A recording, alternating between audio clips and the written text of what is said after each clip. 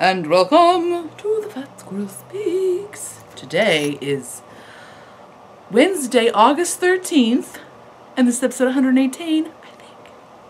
Hey, how are you? Yes, I will be sipping throughout the episode today, if that bothers you. You may not want to watch, but it is in my lovely SSK mug from the beautiful and talented Casey of Tangerine Designs. Look at that!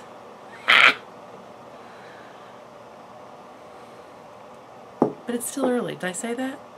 It's still very early. But I have lots to do today.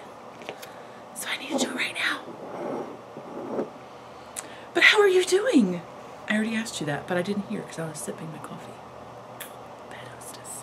Speaking of which, I'm your hostess, Amy Beth, also known as the Fat Squirrel on Ravelry and the Fat Squirrel SQRRL on Instagram.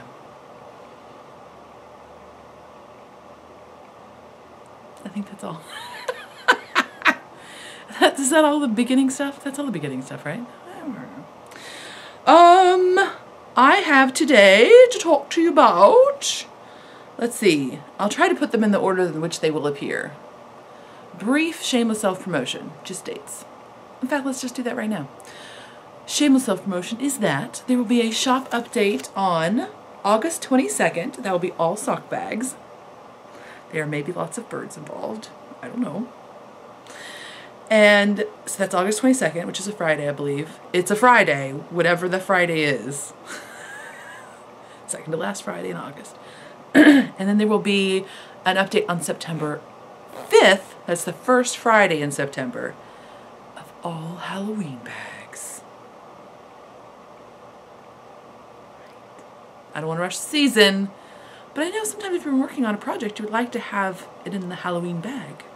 And also, Halloween's awesome. So, really, July, September, February, Halloween's good all the time. So, yay that! Okay, so that's that. There will be shenanigans and errata-y things. And then there will be spinning and knitting. And maybe a DVD review.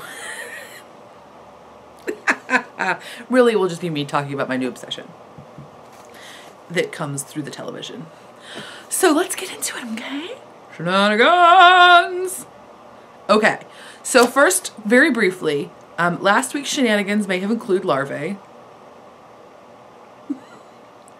It has been determined, if you've not been onto the Ravelry board, oh my gosh, by the way, thank you so much if you were on the Ravelry board. So much good information. I knew we'd have entomologists out there, or like things that were like entomologists. And, yeah, you. Those houseflies. Evidently they're not as discriminating in where they lay their eggs as people think. Well, as the internet says. Which makes sense. I mean, they're houseflies. Their brains are so tiny, right? So sometimes you might get housefly larvae on your yarn. Don't worry, they won't eat the yarn, as far as I know. Because they actually can only eat like semi-decomposed items, which wool is not, yay wool. So eventually, so sometimes this actually may have happened in the past and you just didn't know it. Because the larvae couldn't survive and they just fell off. Science and stuff. That's all I'm saying. There's a reason, you know, we make fun of people in like medieval times for thinking that, what was that theory? Oh, crud, I'm gonna look like a dummy. I don't even have a device over here. What was I thinking? There was that theory that things just appeared, like from the ether, like flies just appeared. Because, that's tricky. We always make fun of it. We should not. That's tricky stuff. Just saying. So anyway, they were houseflies. No worries. I mean, grossness, but no worries. Other things. I made notes. Okay, this is not really shenanigan-y, but it's future shenanigan-iness. I think we're going to totally do a vertebrae, Cal. Are you in? I took a temperature on the board, and it seems like it might be a popular idea. And it makes sense. I don't usually do a lot of like specific pattern cows because it's harder to get enough people interested in doing a specific pattern. But the vertebrae is really good because there's a newborn, a baby, a kitty, and a mama version. So if you have any baby knitting that needs to be done, or you knitting or child knitting, hi. And it's a really great pattern if you have like, if you bought something thinking you were gonna make a sweater with it and then realized that you did not buy enough. No, not that I've ever done that.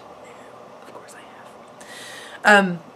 So it's a really great pattern to use up those kind of like odd quantities, not enough for a normal sweater, but too much for an accessory project. If you're doing an adult size, obviously kids and children's takes much less, but go ahead and go check them out. See if you're interested. We could cow together. I'll do prizes.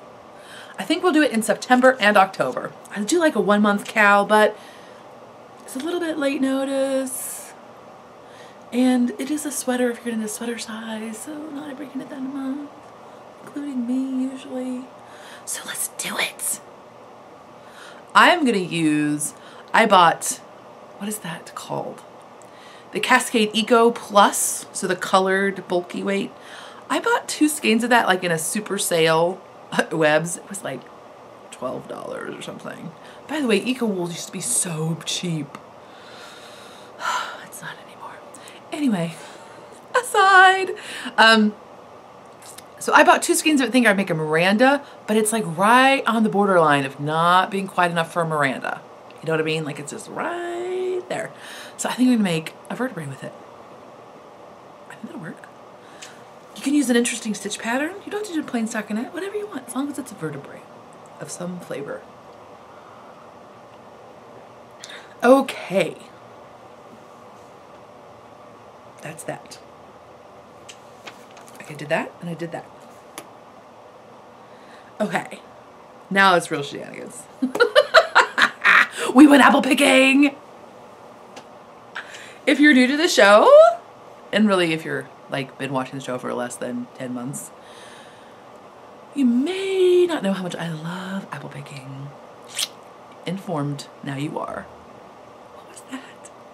I'm Yoda-ing. I love apples so much they turned me into Yoda. That's a good apple, right? So we go to our little Anderson orchard, which is in Mooresville. I believe it's called Moores, or is it Martinsville? I have lived in this stinking state for like almost 10 years now. Ohio? I gotcha. Lived there for like 25 years. Got it. Somehow the 10 years I've lived in Indiana, I still don't know where things are. I know everything I need to get to, but there's not much I need to get to outside of my normal trekking. Like, we have a lot of G's, we have a Greenwood, we have a lot of greens. We have Greenwood, Greenville, Greencastle, Green... Anyway, it's ridiculous. And so I always get those confused, and now I'm like, Martinsville or Mooresville? See, really, Indiana, you're so boring. Come on, think of Unicorn Tail Land. Come on, give me an interesting name and I'll remember it. Still can't tell you the difference between Lafayette and Terre Haute. I think I could point Lafayette on a map because... Oh no, see, I just got confused because I was going to say, because Simply Sock Yarn is there. But now I'm like, maybe it is actually Terre Haute. See, I don't know. I'll look it up before I leave though. Simply Sock Yarn. Guess you. Anyway. What was I even talking about? Oh, my orchard. It's somewhere west of Indianapolis. But anyway, it's the orchard that we always go to at least 2 to 3 times a year. More if I'm crazy, which I usually am. No, really 3 to 4 is probably a safe amount. People are like, you go to an orchard 3 to 4 times a year. Yes, it makes me happy. It's the only place I frolic in the public. It's true, I get so excited. Now see, the first time we go is usually not a total frolic because usually there's only a couple varieties or available. Because some of you are like, what, it's apple season already? Yes, actually, there have been 2 varieties that were already ready, but I don't like them. They're like, well, I shouldn't say I don't like them, but I don't like them enough to like make the trek. Because it's like a 30-minute drive. So they have Lodi's and something else that were already available. Lodi's are a really fun apple. They're kind of like not even an apple. They're like a apple. They're like a pear apple or something. They really are an apple.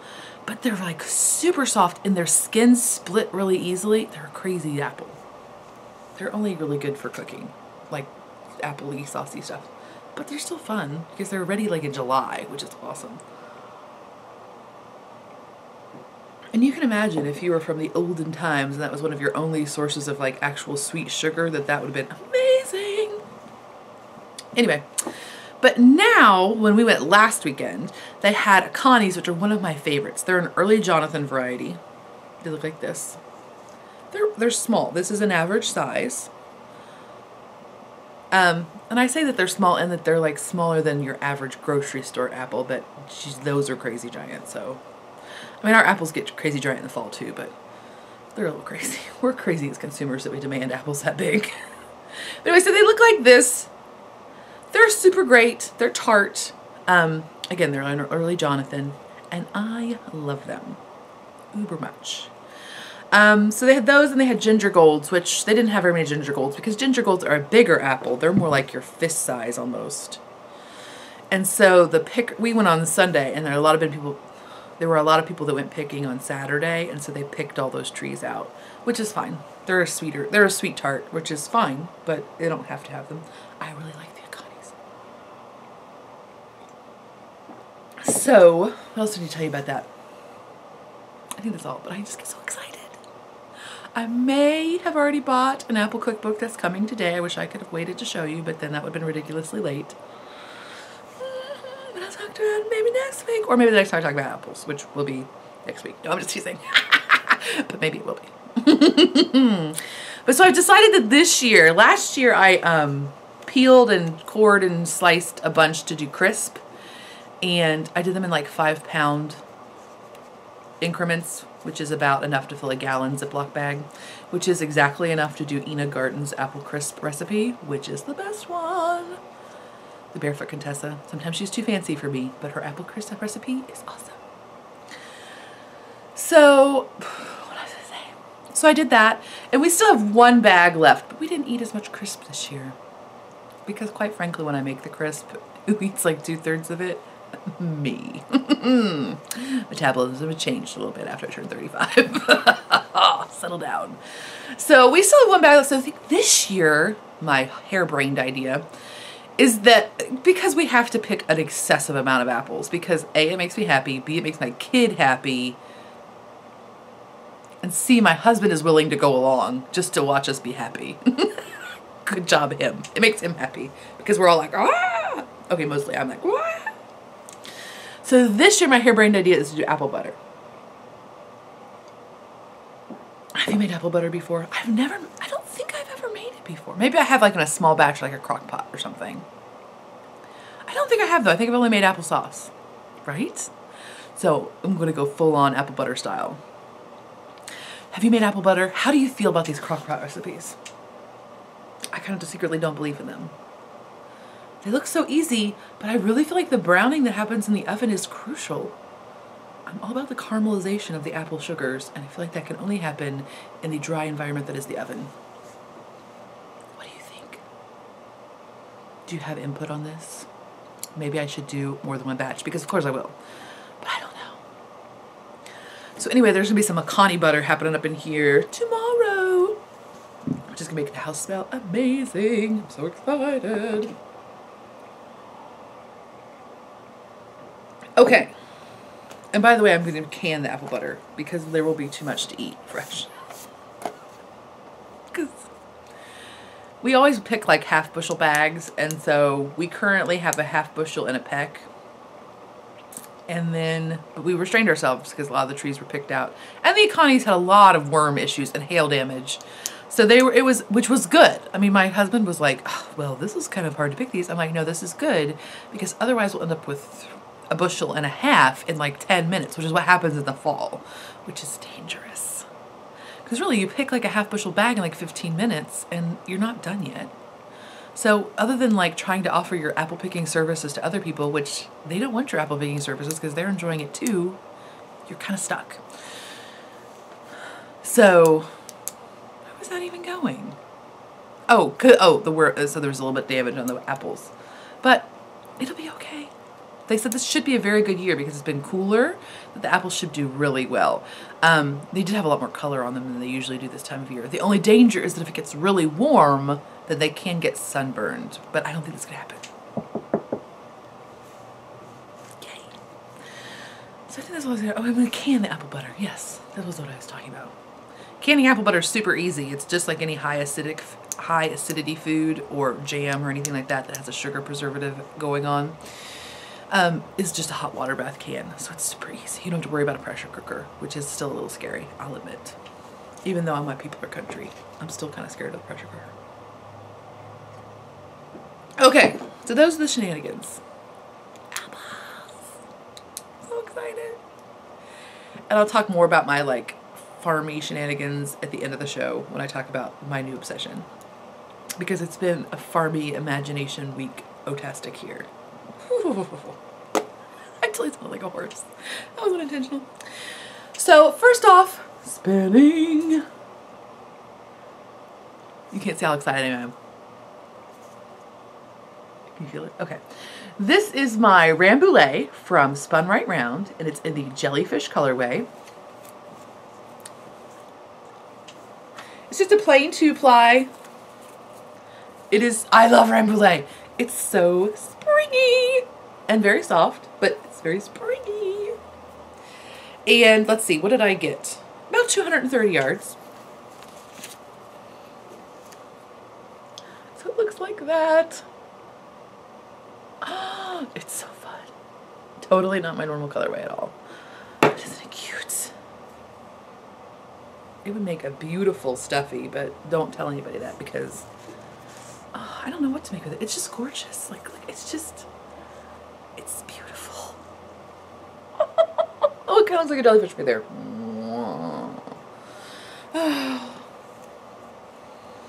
So I love it. I don't know what it'll be. Besides beautiful. So there's that. And then in progress, oh foot, I think I can remember. I have started, when I was at Paula's retreat, at the Knitting Pipeline retreat, I purchased this fiber. Ooh, isn't that pretty? From Leading Mint Fiber Arts. And this colorway is something about Popeye. I can't remember what it is though. Popeye's Revenge, Popeye's Nutrient. It's something. Popeye Crack, I don't know what it is, but it's something about Popeye. And it is a 75% superwash wool. I believe it's superwash. 75% superwash wool, 25% nylon. So it is one of those mystery wools. But it is fine. It is not rough. It is, I would say it is akin, maybe not quite as soft as a BFL, but in that ballpark. And I'm intending to make socks with it, so that is perfect for that. I feel like it will be sturdy and good. So there were 6 ounces of that. So here are 2 ounces on this bobbin. And I have not started the next 2 ounces. So I'm hoping to get a 3-ply that will be, you know, heavy fingering to sport probably. I'm not super good at the very fine wools. It just freaks me out. It's probably why I can't draw people skinny. Like, I can't draw people their actual size. I always make them bigger. It's probably the same thing with the wool. But it's skinny like that, it just makes me nervous. Like, oh, that can't be strong enough. But it really is. But in my head, I can't do it. So there it is, 2 ounces. Yay! So that's very enjoyable. As is coffee. Okay. I'm trying to figure out what order. This is just like a total mishmash. Oh, well, okay. Finished knitting objects. Let's talk about that.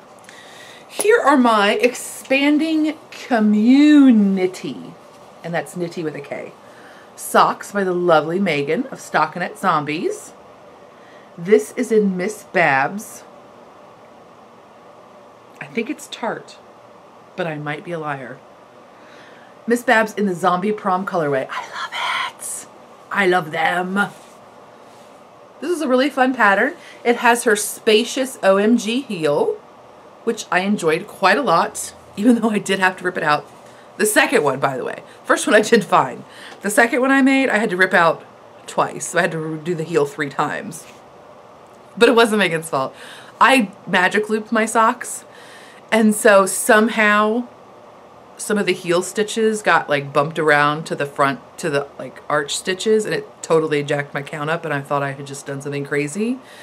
So I kept trying to fix it, and then I realized that I had just moved the stitches.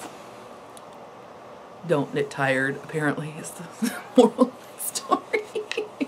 But anyway, so they seem to fit really well. I love this yarn. I think it turned out really well. And they're very cute.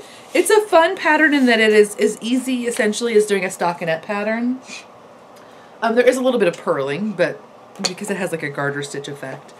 But I'm willing to do it, so you probably will be fine. I hate purling. But it's as easy as a stockinette sock, essentially, because the pattern repeat is only, well, technically it's more than 2 rows, but you can tell exactly what you're supposed to do. So it's very easily memorized. And it has this little fun chevron-y effect. So it keeps you going a little faster than a plain stockinette sock, which is always appreciated. And I have not worn these yet, but I am excited to see how they do. I really like this yarn. Dang, Miss Babs. Anyway, so there's that. I did finish my Mama Vertebrae, but I have not washed it. So I need to wash it and do that whole shebang for you. But here it is finished.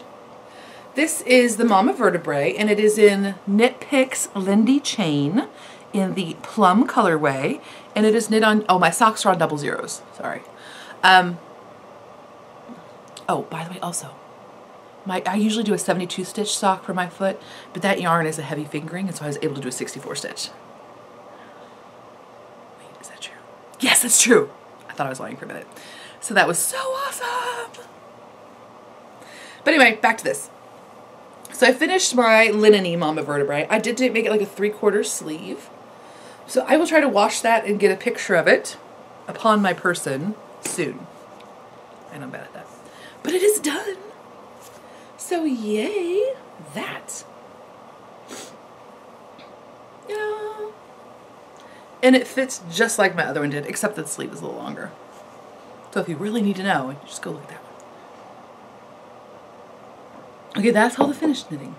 Let's talk about the works in progress, shall we? Okay, let's show you the one thing you've seen before. I finished one of my socks that I'm making for my mama, who is my grandmother, if you don't know that colloquialism. Is that considered? Whatever.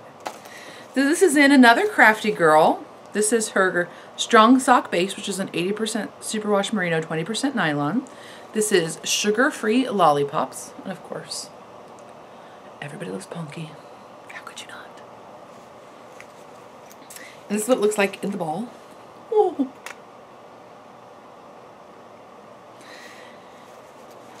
And I am doing Hermione's Everyday Sock. I apologize, I don't know who that is by, and I don't have a device handy, but you've heard of it. So that's cute. My mama has very skinny feet. It's super fun to knit socks for her. Not only because she will very much appreciate them, because that's how she rolls, but also because she has a 56 stitch sock. So she does wear a 9 with 56 stitches. It's like knitting a sweater for a child. It's so awesome. So there's that. I'm very pleased with how they turned out. I think they're super cute, and I think she is going to love them. So I have one done and then this much on the other one. These are just my car knitting, so they don't make us, the progress is a bit slower. Okay, so there's that. While we're talking about socks, I am knitting another pair for my mama out of hand spun, because this is Southdown. I bought this Southdown. It is from the UK dyer Hilltop Cloud, and it's Southdown, but it's not superwash. So Southdown is excellent for socks. It has great memory and great bounce, great elasticity. So it's a really great sock yarn, but it's not superwash. And while I'm okay with not having superwash socks, I know my grandmother will be very careful with them. In fact, I don't think she even washes her regular socks in the wash. Because when I told her she could, she thought that was magic. And she said, oh no, but I won't. She's so cute. I love my grandparents so much. It makes me look crazy. They used to have apple trees. Maybe that's why I love them so much. Maybe. It's also because they're awesome. So this is my skein. And I had about 330 yards of, you know, what I would say is a heavy fingering. I don't know. I'm knitting this on US zeros, so I am knitting it a little bit, I'm knitting it like a sport weight sock, essentially. So it's only 48 stitches. I should be done by now, right? What's wrong with me? So that's that. I can't see much yet, but it's in progress. Maybe I really should have stayed at a 00 though.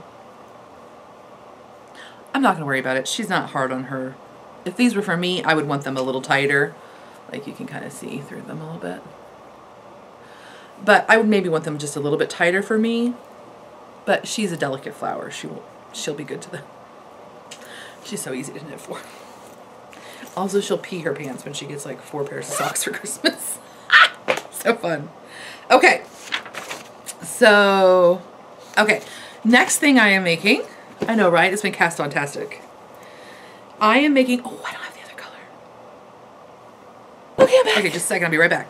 Recap, I also did get my Leading in Fiber Arts. I apologize for my quick clean, but I don't want to like separate the tag from the bag because I'm notoriously bad at this stuff. It's Leading in Fiber Arts, and they're leadinginfiberarts.bigcartel.com. This is their super sock base, which is 75% superwash wool, 25% nylon, and it's Popeye's Delight. So, I know, we did that a minute ago, but just FYI. Okay, so the next thing I am working on, and I picked up my device as well. So, the next thing I am working on is the Sister Bay, which is by Paula Emmons Feasley of Knitting Pipeline fame. It's a quince pattern. So it is written for Quince Chickadee. Here is the cover photo.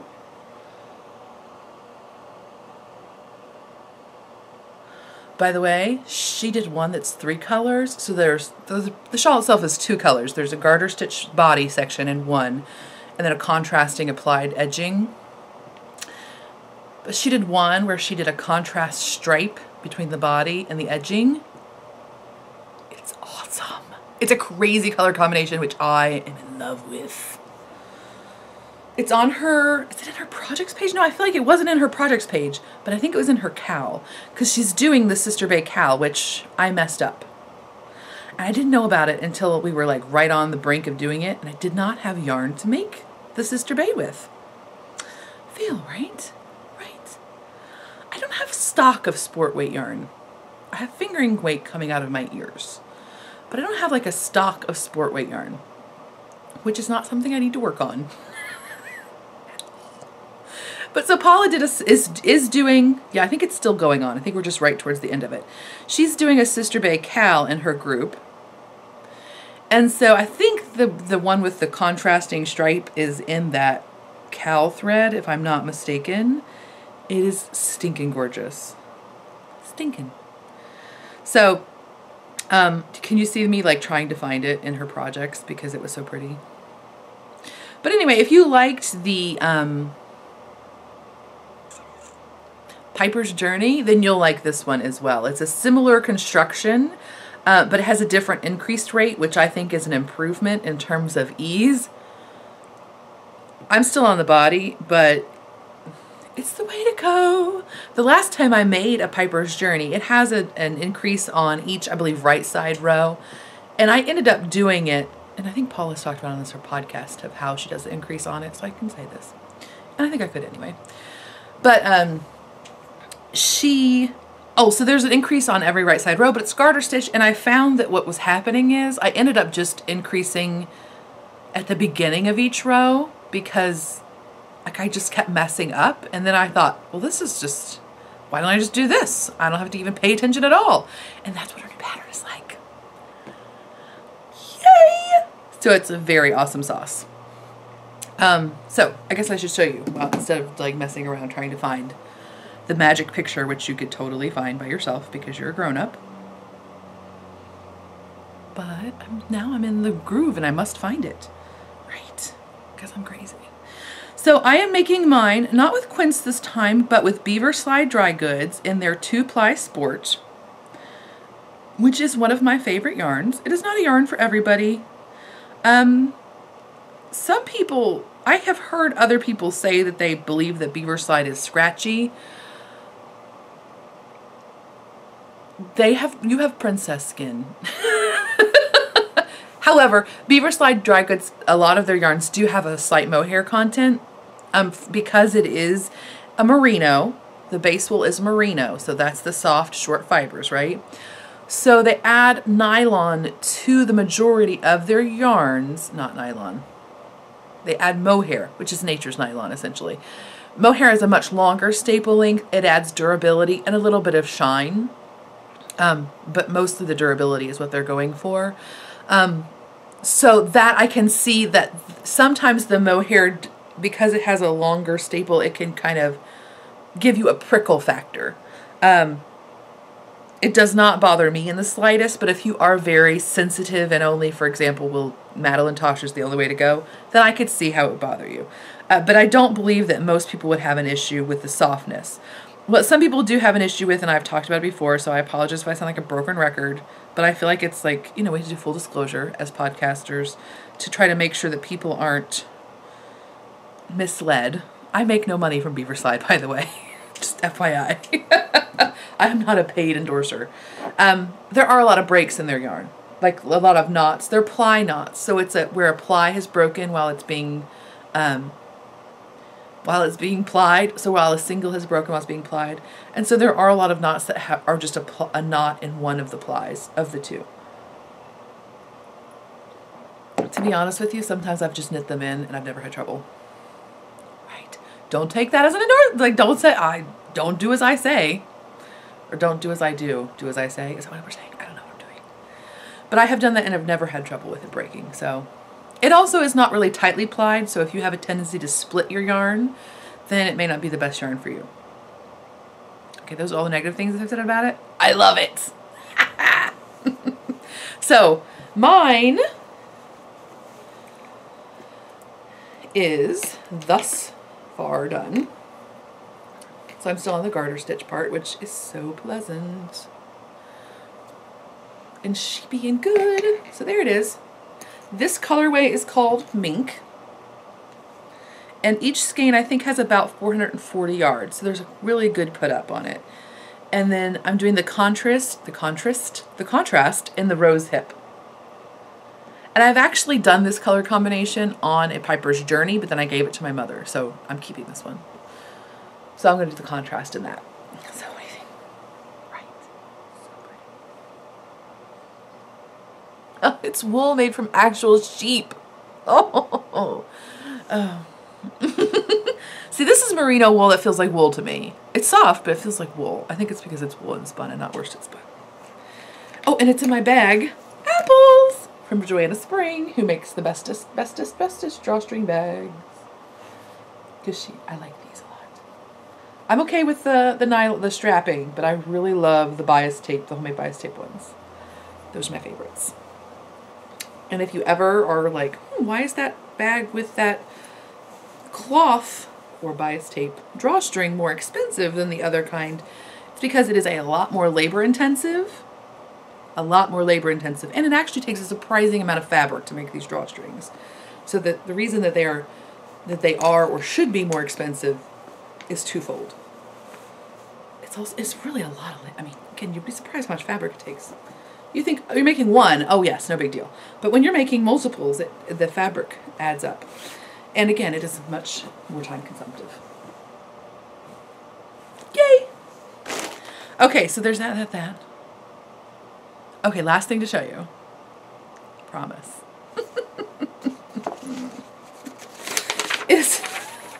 I had intense sweater contemplations this last week. Actually, last 2 weeks, really. I've been swatching like crazy.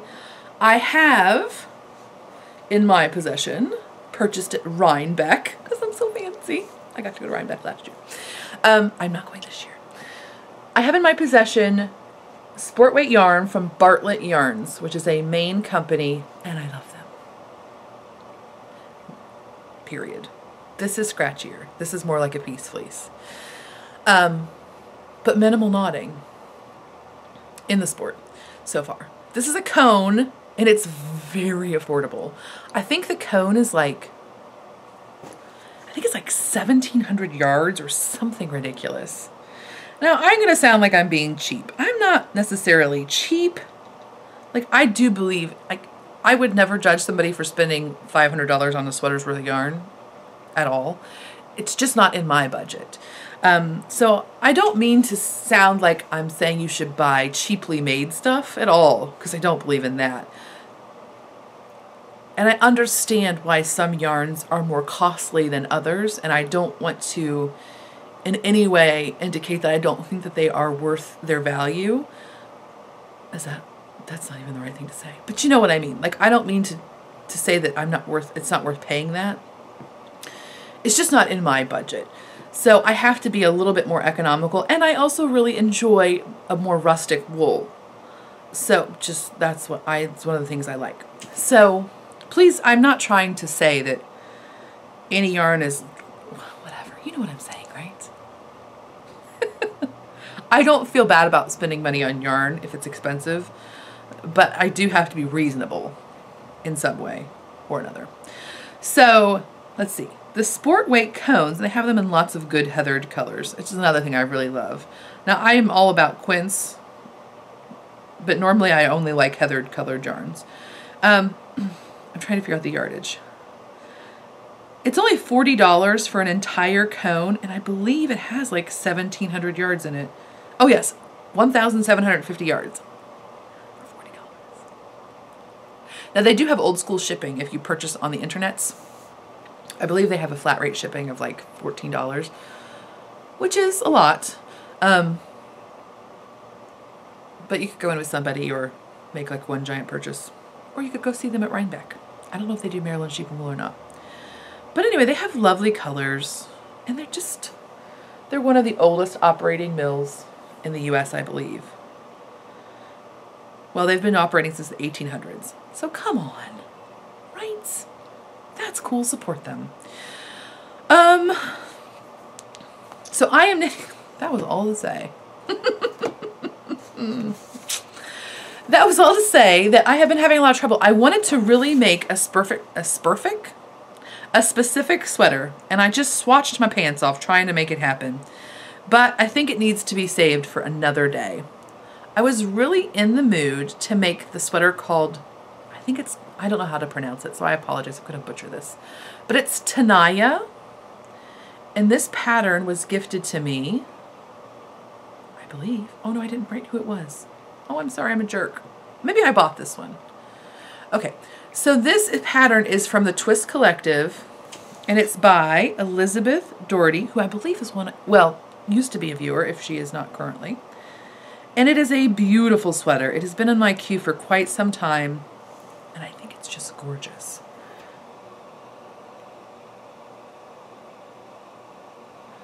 It has, it's knit top down with a set-in sleeve cap, and I was just really in the mood to it. It's got a little bit of cabling. There is cabling on the back as well. And if you don't, it's Tenaya, it's Tenaya. Tenaya. So it has the cabling detail both on the front and the back. And it's just beautiful. And it looks like a really interesting construction.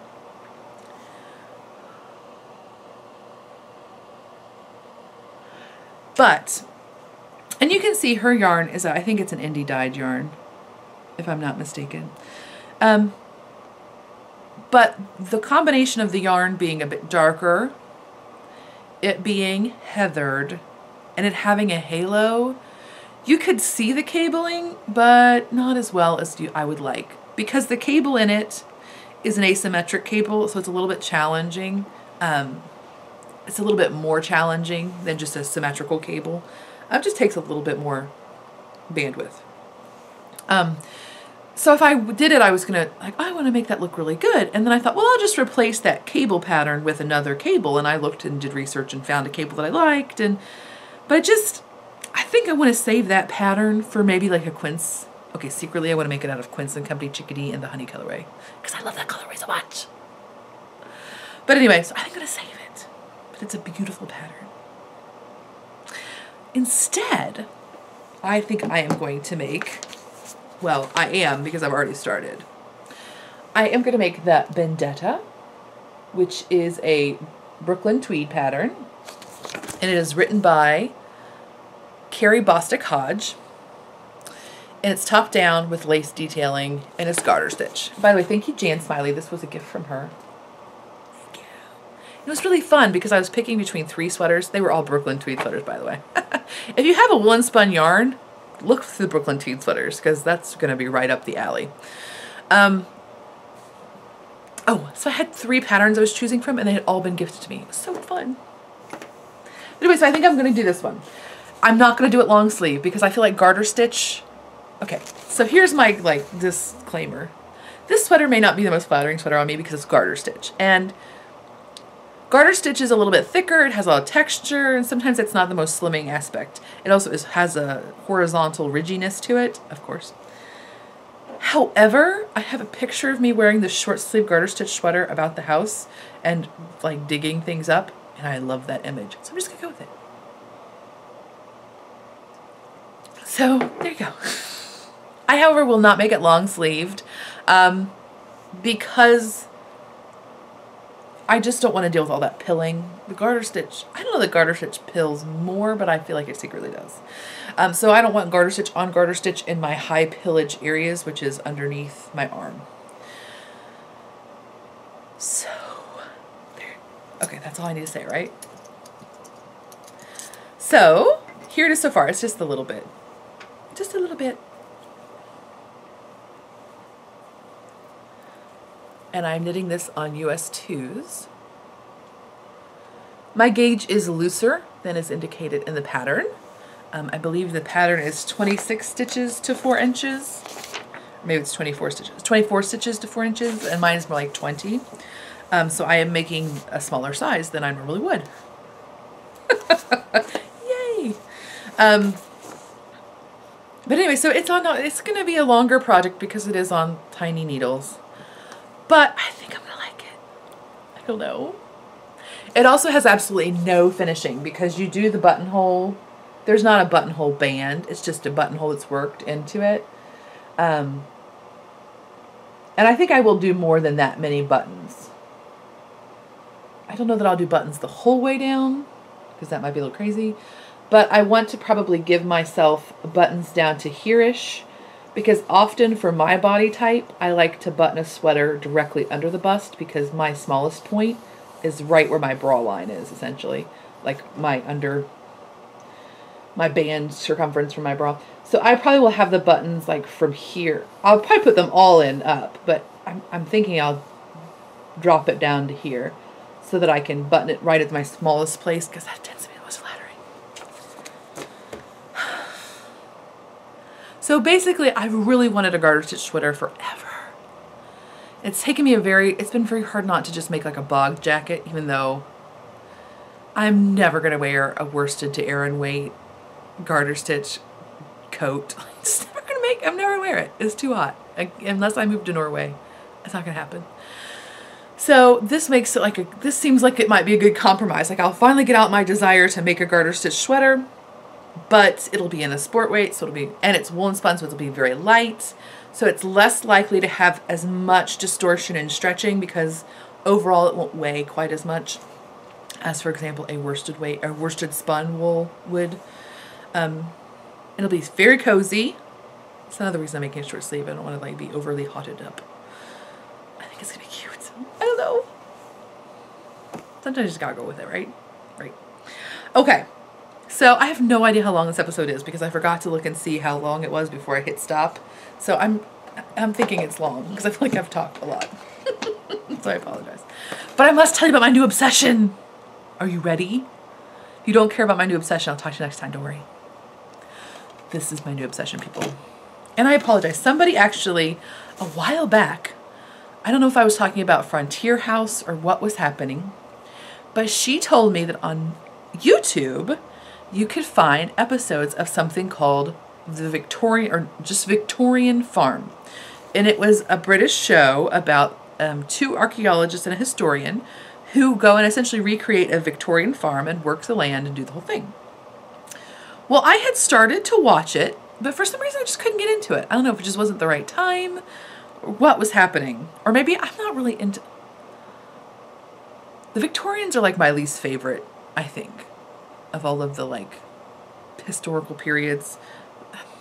I just it put me off a bit. So maybe that was it. I don't know, but I'm now fully addicted because there is not only Victorian farm people. Oh no, not just Victorians. There is the Edwardian farm. There is something called Green Valley. It's something about Green Valley. But if you look up YouTube, Green Valley full episode 1, you'll find it.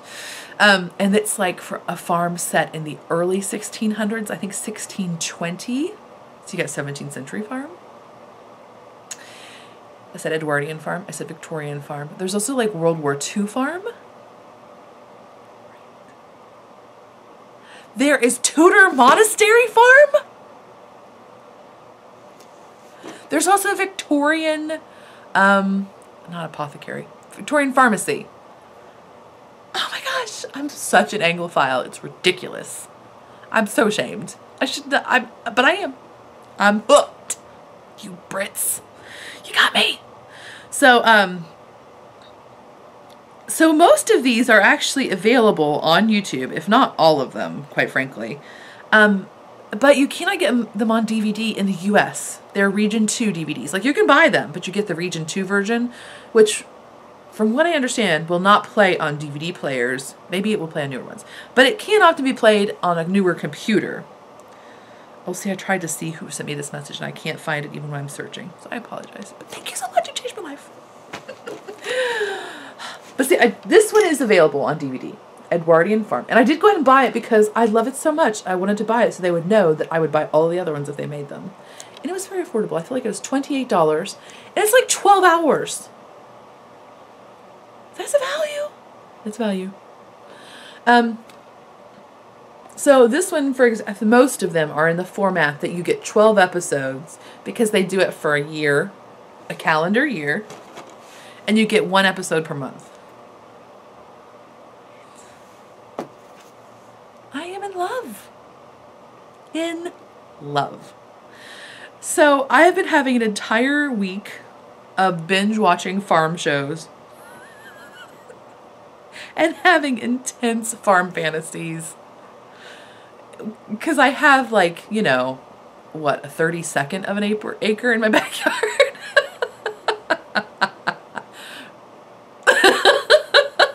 So I've been doing I've just been crazy, but it's been really fun and I've really enjoyed it. So I must recommend that if you are a tourist farmer, a farmer of dreams, then you really need to check these out because they are super fun.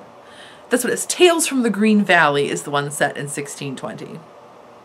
I love it. It's probably my favorite. I don't know, I can't decide. They're all my favorite.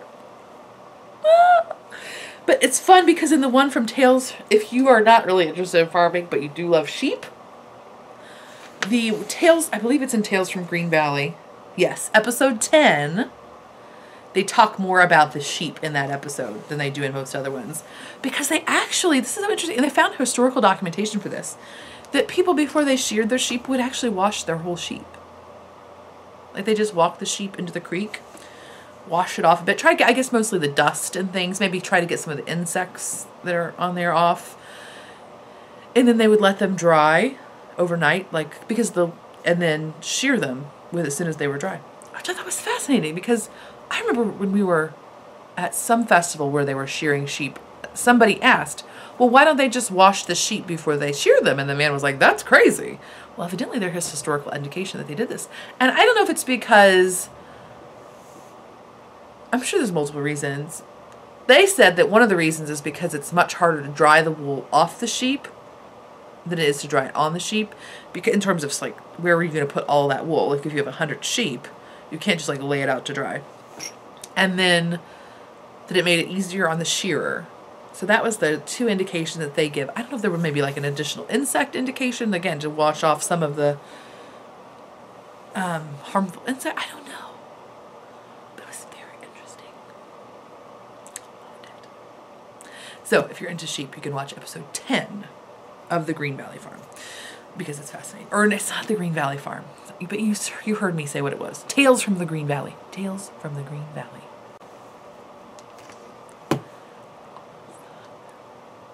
So fun. Also, if you like Downton Abbey, this is about the same time frame. Just saying. Tie in. And there's a sheep right on the cover. Come on, come on. So they, in their experiments, they do try to use either period-specific breeds or the closest thing they can get, because obviously some of the breeds are no longer even available. And even in this, the Green Valley one, they have Cotswolds, which were the sheep that they had then, but they are much larger sheep than they used to be, just through natural, like through farmer selection, of choosing larger animals. So, but they do their best. It's really cool. I love it. It is not, if you watch the Frontier House and the Colonial House and those like American ones, it is not reality showy. Like those have an interpersonal component where you're dealing with like relationships between families and other people. This does not have that element. It is more, I think maybe that's why I originally was not intrigued by it, because I was expecting that maybe. So it does not have that like reality show component. It really is like, let's look into a reenactment, like long term. But the people are not acting as if they were in that time period in terms of their speech and things like that. They are a modern person in that time period. And so there's no like reenacting weirdness. It's just them observing. They're dressed in appropriate clothing and they're doing all the things they should be, but they have a modern perspective on those things.